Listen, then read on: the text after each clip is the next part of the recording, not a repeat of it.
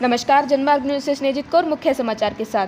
चिकित्सा एवं स्वास्थ्य विभाग में अपराध व घोटाले होने पर कमेटी गठित की जाती है।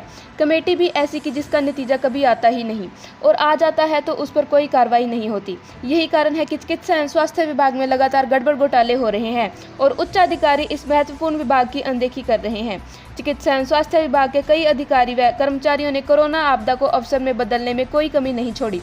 अनेक मामले उजागर हुए, लेकिन कार्रवाई के नाम पर केवल कमेटी गठित की गई, वह चाहे गद्दा घोटाला हो या फेस शील्ड घोटाला। इन दोनों ही घोटालों में मुख्य चिकित्सा एवं स्वास्थ्य अधिकारी पूर्व व वर्तमान दोनों ही अन्य अधिकारी व कर्मचारियों के साथ मुलजिम साबित हैं, लेकिन आज तक कोई कार्रवाई नहीं हुई है और दोषी मलाईदार पदों पर मौज कर रहे हैं। जिला अस्पताल में बाहर की दवाएं व जांच लिखने की अनेक बार शिकायत हुई, लेकिन जिला अस्पताल के प्रमुख चिकित्सा अधिकारी द्वारा हर बार कमेटी गठित की गई। लगभग प्रत्येक कमेटी में डीसी प्रेम बजाज को लिया गया। इन कमेटियों ने कभी कोई कार्रवाई की अनुशंसा नहीं की, ना ही उच्च अधिकारियों को मामले से अवगत करवाया। यह कमेटी केवल मामले को स्थानीय स्तर पर समाप्त करने के लिए गठित की जाती है, ताकि समाचार पत्रों में छप रही खबरों को रोका जा सके और कमेटी की रिपोर्ट आज तक सार्वजनिक नहीं की गई। जिला अस्पताल की पूर्व पीएमओ डॉक्टर सुनीता सरदाना के कार्यकाल में रजिस्ट्रेशन पर्ची की राशि जमा नहीं करने से लगभग 26 लाख रुपए का घोटाला हुआ, लेकिन कोई रिकवरी नहीं हुई। इस मामले में तत्कालीन पीएमओ भी दोषी थी, लेकिन जांच के लिए कमेटी गठित कर दी गई, जिसने मामले को लंबित कर दिया और वे सेवानिवृत्त होकर सभी परिलाभ लेने में सफल रही। जिला अस्पताल में डॉक्टर दिनोदिया 5 माह तक बीरमाना पीएचसी से जिला अस्पताल में डेपुटेशन पर आए और बिना ड्यूटी किए वेतन लेते रहे। इस मामले की जाँच के लिए भी पीएमओ ने कमेटी गठित की है, जिसकी जाँच अभी तक चल रही है। कमेटी की कई रिपोर्ट बीकानेर चिकित्सा एवं स्वास्थ्य विभाग के संयुक्त निदेशक को भेजी जाती है, वे भी वहीं रह जाती है। डॉक्टर प्रिंस को प्रताड़ित करने के मामले में आरसीएचओ डॉक्टर एचएस ब्राड की अध्यक्षता में कमेटी गठित की गई थी। आरोपी पंकज वर्मा को एपीओ कर बीकानेर भेजा गया था, लेकिन कमेटी की रिपोर्ट के बल पर कुछ दिन बाद ही पंकज वापस सीएमएचओ दफ्तर में उसी पद पर आकर जम गया। वो तो एसीबी के हाथ लग गया, वरना इसी प्रकार मलाई चाटता रहता। जिला अस्पताल में भी कई ऐसे लोग हैं जिन्हें यह लगता है कि उनका कोई कुछ नहीं बिगाड़ सकता, लेकिन देर है अंधेर नहीं, कुंडली तैयार हो रही है, इंतजार कीजिए। रुपयों के लेन देन को लेकर युवक को मारपीट कर घायल कर दिया और उसे लावारिस स्थान पर फेंक दिया। अगले दिन सुबह 108 एम्बुलेंस ने उसे जिला अस्पताल में भर्ती करवाया। कोतवाली पुलिस ने एच ब्लॉक निवासी 3 पिता पुत्रों के खिलाफ हत्या के प्रयास का मुकदमा दर्ज किया है। पुलिस को दी रिपोर्ट में प्रमोद नारंग पुत्र मोहनलाल नारंग निवासी गली नंबर 11 सेतिया कॉलोनी ने बताया कि उसके लड़के निश्चय नारंग का एच ब्लॉक निवासी राजेंद्र सेतिया के पुत्र अंकित सेतिया व कुणाल सेतिया के पास आना जाना था। निश्चय से पैसे उधार लेकर इन्होंने ऑनलाइन मार्केटिंग का काम शुरू किया था। बाद में पैसे वापस नहीं लौटाए। निश्चय नारंग के पिता ने रिपोर्ट में आरोप लगाया कि उसके लड़के द्वारा अपनी राशि वापस मांगने पर तीनों अंकित, कुणाल व राजेंद्र सेतिया रंजिश रखने लगे। कुछ दिन पहले राजेंद्र नारंग व उसके पुत्रों ने शनिवार तक पैसे वापस लौटाने की बात कही थी, लेकिन रात 11 बजे तक पैसे वापस नहीं लौटाने पर निश्चय ने अंकित सेतिया को फोन करके पैसों के बारे में तकादा किया। तभी अंकित सेतिया ने निश्चय को बसंती चौक आकर पैसे ले जाने के लिए कहा। निश्चय काफी देर तक वापस नहीं लौटा तो उसके फोन पर फोन किया तो कई देर तक तो फोन पर घंटी जाती रही और बाद में फोन स्विच ऑफ आने लगा। राजेंद्र सेतिया से भी फोन पर वह उसके घर जाकर जानकारी लेने का प्रयास किया, लेकिन उन्होंने गेट नहीं खोला। प्रमोद नारंग के अनुसार वह पत्नी के साथ अपने बेटे निश्चय को खोजता रहा, लेकिन वह कहीं नहीं मिला। अगले दिन सुबह जब वह शिव चौक के पास से जा रहा था तो अस्पताल से उसको फोन आया कि उसका पुत्र इमरजेंसी में भर्ती है। तब जाकर उसे संभाला। आरोप है कि निश्चय के सिर में गंभीर चोटें हैं तथा एक कान बुरी तरह कटा हुआ है।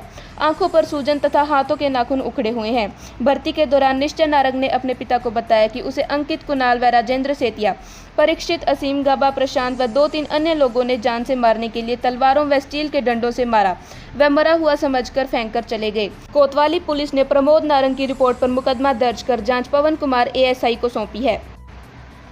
राज्य के सरकारी व गैर सरकारी स्कूलों में नया सेशन शुरू होने के बाद अब शिक्षा विभाग ने एडमिशन को लेकर नई गाइडलाइन जारी कर दी है। इस बार 1ली से 8वीं तक के स्टूडेंट्स का प्रवेश पूरे साल होगा। कभी भी कोई भी स्टूडेंट किसी भी स्कूल में प्रवेश ले सकता है। वहीं 9वीं से 12वीं के स्टूडेंट्स को 31 जुलाई तक संबंधित स्कूल में एडमिशन लेना होगा। दरअसल कोरोना काल के चलते हुए बड़ी संख्या में पेरेंट्स इधर से उधर हो रहे हैं।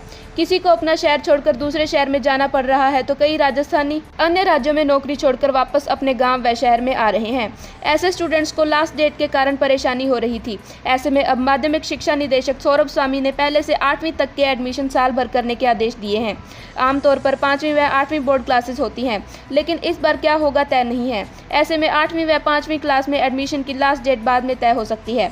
ड्रॉप आउट स्टूडेंट्स को जोड़ने की कवायद भी हो रही है। राज्य में बड़ी संख्या में बच्चों ने कोरोना काल में स्कूल छोड़ दिए हैं। अन्य राज्यों में रहने वाले जो गार्जियन अपने गांव शहर में आ गए हैं तो उन्हें भी अब नए स्कूल की तलाश है। फीस बचाने के चक्कर में कई पेरेंट्स ने बच्चों को स्कूल में एडमिशन नहीं करवाया। ऐसे ड्रॉप आउट बच्चों को फिर से जोड़ने का प्रयास हो रहा है। कहते हैं आषाढ़ आते ही वर्षा की उम्मीद शुरू हो जाती है, लेकिन श्रीगंगानगर में ऐसा नहीं है। यहाँ आषाढ़ आने के बाद भी बादलों की उम्मीद कम ही नजर आती है। हो भी ऐसा ही रहा है। यहाँ सूरज आंखें दिखा रहा है। दिन उगने के साथ ही तापमान बढ़ने लगता है। मंगलवार सुबह 8:30 बजे तो दिन और रात के तापमान में महज 4.3 डिग्री सेल्सियस का अंतर था। इस दौरान अधिकतम तापमान 32.8 डिग्री सेल्सियस था, वहीं न्यूनतम तापमान 28.5 डिग्री सेल्सियस दर्ज किया गया। दिन चढ़ने के साथ सूरज के तेवर तीखे होते चले गए और सुबह 11:30 बजे तक तापमान 40 डिग्री सेल्सियस दर्ज किया गया। इसके बाद गर्मी बढ़ती चली गई। दोपहर तक गर्मी से हाल बेहाल था। सड़कों पर लोगों की आवाजाही बेहद कम हो गई, वहीं बाजार में ग्राहकों का भी संकट नजर आया। इस बीच इलाके में गर्मी अभी बढ़ने के आसार हैं। सोमवार को जहां अधिकतम तापमान 41.8 डिग्री सेल्सियस था, वहीं मंगलवार को सुबह से ही तापमान बढ़ता चला गया। सुबह 11:30 बजे ही तापमान 40 डिग्री सेल्सियस तक पहुंच गया। दिन में इसके और अधिक बढ़ने की संभावना जताई जा रही है। गर्मी के चलते दोपहर में इलाके में सड़कों पर सन्नाटा पसर जाता है। मुख्य बाजार में भी गर्मी के कारण ग्राहक कम होते हैं। वहीं सेंट्रल मार्केट, दुर्गा मंदिर मार्केट, सुखाड़िया मार्ग, चहल चौक आदि पर दोपहर के समय लोगों की आवाजाही काफी कम रही। राजस्थान के सीकर जिले में तारपुरा गांव में 3 जुलाई को फेरे से पहले लौटी बारात मामले में दुल्हन सुबिता मंगलवार को दादिया पुलिस थाने के सामने धरने पर बैठ गई है। परिजनों व ग्रामीणों के साथ सुबिता शादी बीच में छोड़कर भागे दूल्हे की गिरफ्तारी की मांग कर रही है। मांग पूरी नहीं होने तक धरना जारी रखने की बात पर अड़ी है। इधर 3 जुलाई को बीच शादी से लौटे झुंझुनू के बुगाला निवासी अजय जांगिड़ ने सोमवार को बजावा में दूसरी शादी रचा ली। शादी उसी कंचन से हुई जिससे सोमवार को सुबिता के भाई पंकज से होनी थी। ऐसे में इस शादी को लेकर भी सुबिता व ग्रामीणों का आक्रोश बढ़ा हुआ है। सीकर के तारपुरा गांव निवासी किसान सुरजाराम जांगिड़ की बेटी सुबिता की 3 जुलाई को शादी थी। झुंझुनू के बुगाला गांव का अजय जांगिड़ बारात लेकर आया था। सुबिता व परिजनों का कहना है कि बारात आने के बाद तोरण, वरमाला व खाने का कार्यक्रम हो गया था। इसके बाद दूल्हा व उसका पिता सुरजाराम को एक तरफ ले गए, जहां उन्होंने बाइक, गहने, कपड़े व नकदी रुपयों की मांग की, जिन्हें देने में असमर्थता जताने पर पहले दोनों गाली गलौज करने लगे। इसके बाद फेरों से पहले पेशाब करने का बहाना बनाकर दूल्हा घर से बाहर से गाड़ी में बैठकर बारात सहित फरार हो गया।